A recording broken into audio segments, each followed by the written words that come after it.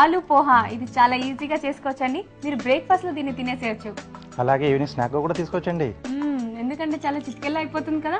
అలాగే మంచి టేస్ట్ గా కూడా వస్తుంది. వావ్. సో ఆలు పోహాకి కావాల్సిన పదార్థాలు ఇప్పుడు చూద్దాం.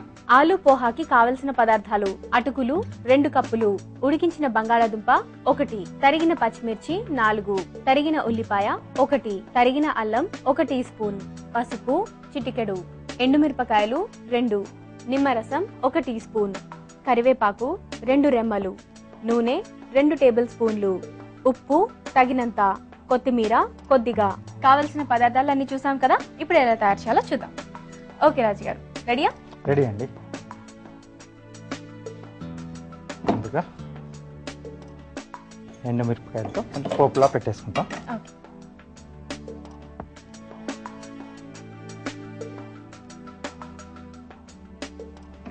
ఓకే, సో దీంట్లో ఎండుమిరపకాయలు, అలాగే ఉల్లిపాయ ముక్కలు,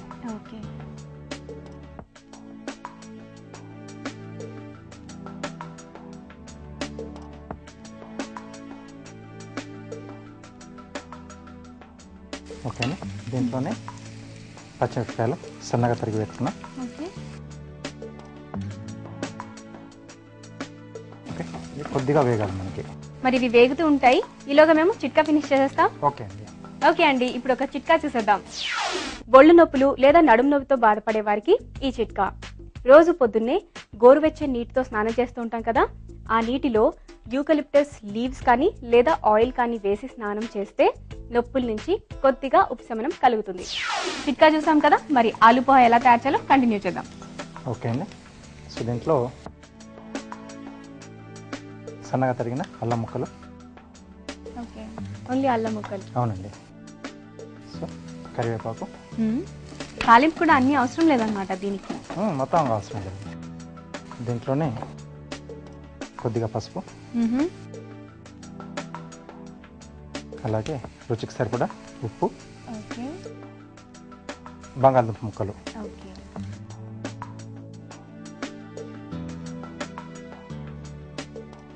ఓకే, సో ఆలు ముక్కలు ఇప్పుడు కొంచెం ఫ్రై అయ్యాయి. నెక్స్ట్ ఏం చేయాలి? బౌల్ ఇస్తారా? సో ఇప్పుడు అటుకులు వేసేసుకుంటామండి.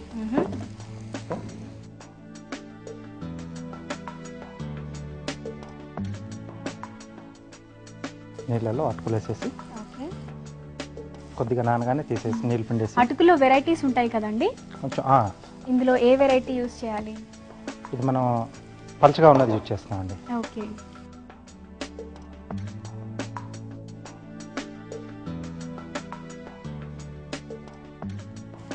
ఓకే, సో కొంచెం నీళ్ళు పిండేసి. ఓకే,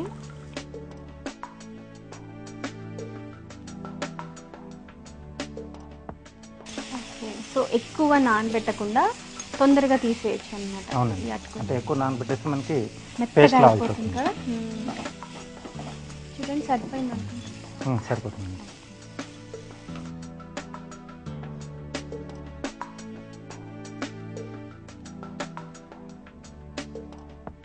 నేను చేసింటే ఈ పాటికి పేస్ట్ అయి ఉండేది. ఓకే, ఈసారి ఇప్పుడు చూస్తారు కదా, నెక్స్ట్ టైం పేస్ట్ కాకుండా సేమ్ ఇలాగే చేసేస్తాను. సో ఇప్పుడు స్టవ్ ఆఫ్ చేసేసి చివరిగా నిమ్మరసం. ఇంకా మసాలా పౌడర్స్ అవేవి అవసరం లేదు మనకి. ఏమీ అక్కర్లేదండి, సింపుల్గా చేసుకునేది. ఓకే, డిష్లోకి తీసేసుకున్నాం.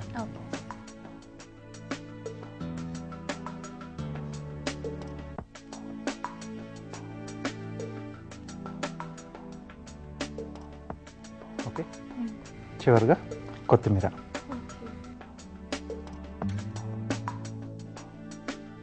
ఓకే అండి, ఆలు పోహా రెడీ. వావ్, చూసారు కదండి, డెలీషియస్ ఆలు పోహా రెడీ అయిపోయింది. మరి నాకైతే తొందరగా టేస్ట్ చేస్తే అలా నోరూరుతోంది.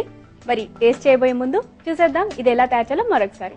ఆలు పోహా తయారు చేసే విధానం క్లుప్తంగా. ముందుగా ఒక పాన్ లో నూనె వేసి ఎండుమిరపకాయలు, ఉల్లిపాయ ముక్కలు, తరిగిన పచ్చిమిర్చి, కరివేపాకు వేసి వేగనివ్వాలి. తర్వాత అందులో తరిగిన అల్లం, పసుపు, ఉప్పు వేసి ఉడికించి బంగాళాదుంప ముక్కలు వేసి బాగా కలపాలి. అటుకులు నీళ్లలో వేసి తీసి అందులో వేయాలి. దాన్ని కాస్త వేగనిచ్చి స్టవ్ ఆపి నిమ్మరసం కలిపి సర్వింగ్ బౌల్ లోకి తీసుకుంటే ఆలు పోహా రెడీ.